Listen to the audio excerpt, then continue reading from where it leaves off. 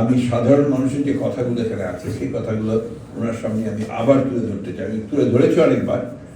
এই প্রথম কথা হচ্ছে যে আমাদের এই অঞ্চলটি হচ্ছে একটা অত্যন্ত দরিদ্র অঞ্চল। এখানকার মানুষের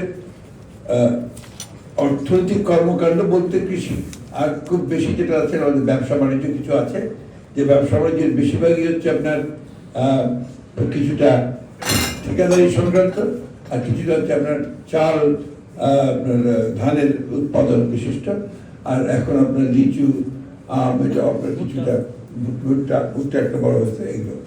তো আমার যেটা স্পেসিফিক সাজেশন, আমি যেটা মনে করি যেটা পরিকল্পনা উপদেষ্টা এখানে আছে, সেটা হচ্ছে এই এলাকার মানুষের আয় কি করে বাড়ানো যায়, সাধারণ মানুষের, ওটা একটা খুব মেজর ইস্যু। যে বিনিয়োগ করবে কে? বিনিয়োগ করবে তারাই যাদের ক্যাপিটাল আছে। ক্যাপিটাল তো নাই এই এলাকায়।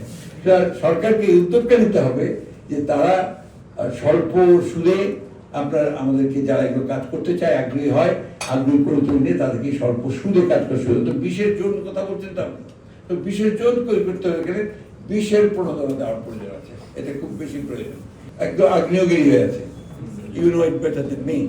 তো আমার মনে হয় যে এই দিকটার উপরে আপনাদের খুব বেশি জোর দেওয়া দরকার এটা। আর এই অঞ্চলে কৃষকরা যেন ভালোভাবে কৃষিকাজ করতে পারে এবং ওই কৃষি পণ্যের উপর ভিত্তি করে যেন আমরা এখানে শিল্প গড়ে তুলতে পারি, যেখানে আমরা আপনার লেবার ইন্টেন্সিভ আপনার ইন্ডাস্ট্রিগুলো তৈরি করতে পারি, সেই দিকটা আমরা নজর রাখা যায়।